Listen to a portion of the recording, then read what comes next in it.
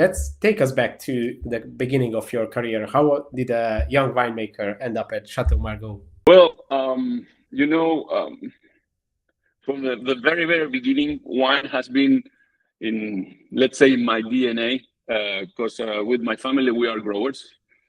We have Okay. a small property. We produce grateful wines. We sell it to other wineries. But since I'm a child, wine was on the table all the time. My father used to drink wine, and for me, wine was part of the culture of food.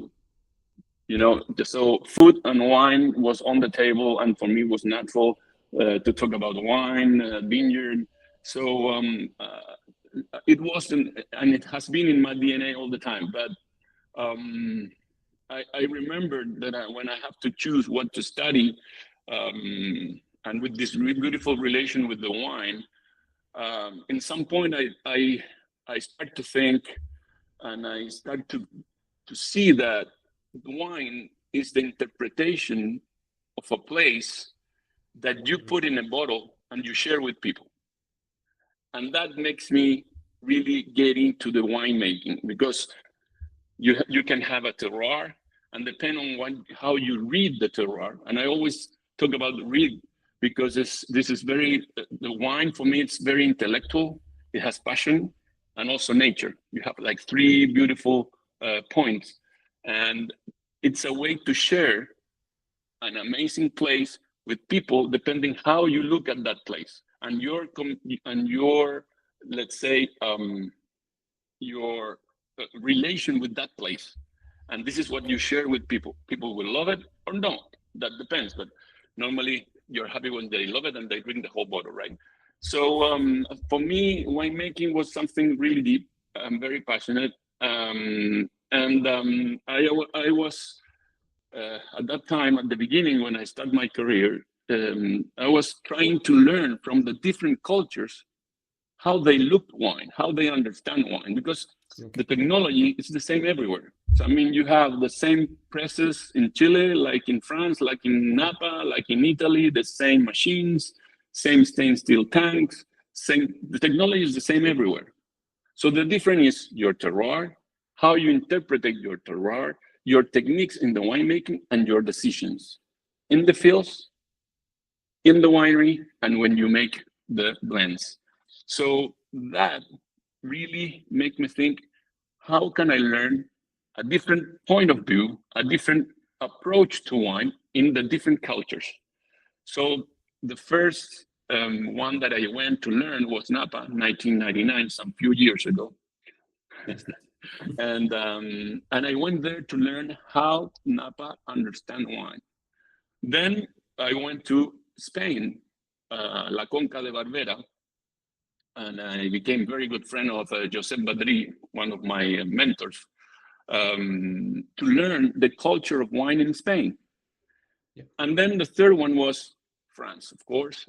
And I remember I was very young. I just finished the university. I started to work with Terra Mater. It's a winery in Isla de Maipo, in the Maipo Valley in Chile. Beautiful wines, very good quality. The owners are the family, Canepa family. Very beautiful people, very, very nice. They teach me a lot. Imagine that they take me from the university, they give me the responsibility, and they give me the chance to learn in the world. So I remember that the owner, Alfredo Chabacase, told me, you have to go to France. And I was very excited about it. And I make the connection with Monsieur Pontalier, Paul Pontalier, from Château Margaux, the technical director at that time. Beautiful person. He's an amazing winemaker, an amazing teacher. He loves to teach. He loved to teach you the techniques and the approach of wine. A lot of knowledge, very humble. He was amazing and will be amazing all the time. Now he passed away, but his legacy, it's in the wine forever. And I met him here in Chile in January, and it was a very short interview, like 10 minutes. We talked some few things, and he said, you know, Cristián, I will wait for you this September in Margaux. That was all. Wow. I sent some emails, and but he said September. and I was there the August 29, 2 days before, and I arrived there and I learned how to get to the Château Margaux. And the 1st of September, I was 7 a.m. ready to work, and I spent there 5 months. The best of the best. I have to learn to speak French, of course. So from February to May, I did 4 months of French, and it was very, very, very happy, very, very funny, because I learned and I did all my homework and I did everything. And the teacher said, Cristian, you're okay. You will survive. No worries. Relax yourself. You're speaking. Just go there and just speak. I said, okay. So I flew from Chile to Barcelona, Bordeaux. And when I arrived at the airport, I just landed and I went to Europcar or something like that to rent a car. So there was a beautiful lady there, and I said, bonjour. And she goes, bonjour, monsieur. And I said, est-ce que vous parlez l'anglais? Do you speak in English? And she said, yes, of course. Okay, so I need a card. That was all my French at the beginning. And it took me like 1 month to start to talk. So the funny thing was, at the beginning, that first month in the winery, in the Chateau, I was the Chilean guy. Hey, Chilean, viens ici, fais ça. I was the Chilean. But after 1 month, when I started to speak, I became Christian. And it was the most amazing experience, not only because it was Margaux. The people there was amazing. I'm a very good friend of the wholesaler hands till today. Last year, I went there. I called Philippe Bascola. I met Philippe Bascola at that time. Today is the technical director, and we are very good friends. So I called him. I believe we'll be in Bordeaux. Let's have a lunch. And he said, okay, just come here and we'll go out for lunch. So I arrived to Margaux, and he said, I didn't say anything. So we'll go into the winery. Nobody knows that you will come. Okay. So I went, but you will go alone. So I went into the winery, and I was walking in the main building, and suddenly I heard, Cristián, qu'est-ce que tu fais ici, mon ami? All those guys come, and we hug each other, and we have a beautiful relation with them, and with Philippe. So for me, Margaux and Bordeaux, it's very special, because the next year also I worked in Château Neuville-Poifaré, where I met Monsieur Roland, another master of the winemaking. And then I worked in Château Berliquet, which is Saint-Emilion, next year. This is the neighbor of Château Pavie. And then I came back again to Médoc, and I worked in Château Le Croc, Saint-Estèphe, which is a Bordeaux classé. So I did first Premier Grand Cru, Deuxième Grand Cru. Berliquet is the neighbor of Château Pavie, which is Premier Grand Cru, and Le Croc, which is Bordeaux classé, to learn the different approach. Premier Grand Cru, Bordeaux classé, and then Italy 2 times in the Alto Adige. Beautiful friends too. Cantina Toblino, my friend Tomazzoli. Beautiful people. I mean, when you make friends in wine, it's like when you make friends in your school. They're friends forever, for all your life. No matter if you don't see them for 1 year, 2 years, when you see each other, it's like, it's like the harvest is so intense, and those days when you're with them during 3 months, running, having this stress and all that, and during the harvest, you make really, really good friends forever. And this is what happens. And that was my relation with Château Margaux till today. I'm in communication with them, with Philippe Bascola, very good friend, and yeah.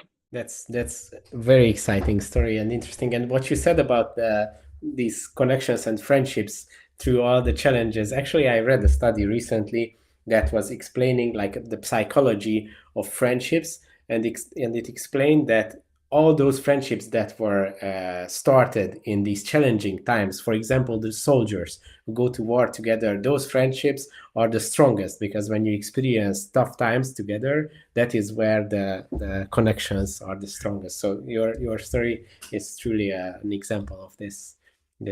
Amazing. I didn't know it. I didn't know that, and it's exactly that. the vintage is the harvest is so intense, so stressful, that you really make friends forever, even that you met them for 2 months later. Yeah. Imagine when I worked in Spain with Josep Badri, he's older than me, like 10 years something, but they are very good friends. And when I met him and his family, his son was 5 years old, and now he's winemaker too. So 2018, he called me, my son, Josep, wants to go there and to work with you. And I said, send him, let him work with me. When he arrived here to work with us, my son was 5 years old. So let's see in the future, maybe my son will go there again. And this is the circular life, Yeah, the story is just evolving. So after Italy, you went back to Chile, and that's when you started working with WIC? Well, I came back to Chile. Well, every year I went to the North Hemisphere. I work, and I came back to Chile to the same winery. Okay. That was till 2007, and in 2007 I moved to Vic. When I arrived here was latest 2007, October 2007. There was nothing. The owners, Alexander Vic and Kerry Vic, they brought this land, this property in 2006. So in 2007, we start to plant the vineyard and we start everything. When I arrived here, there was nothing. I met them here at the property. When I arrived here, I looked at this amazing terroir, and for me, inside, it was like, wow, this is an amazing place to make wine. So if the wine is not good, will be my fault, because the soils, the different angles, the sun exposures, the hills, and everything. I mean, the wind that comes from the ocean, everything was perfect to make a great red wine. So it was an amazing. Yeah, I started in 2007 since the very, very beginning. So this year will be 18 years for me in this company. Wow.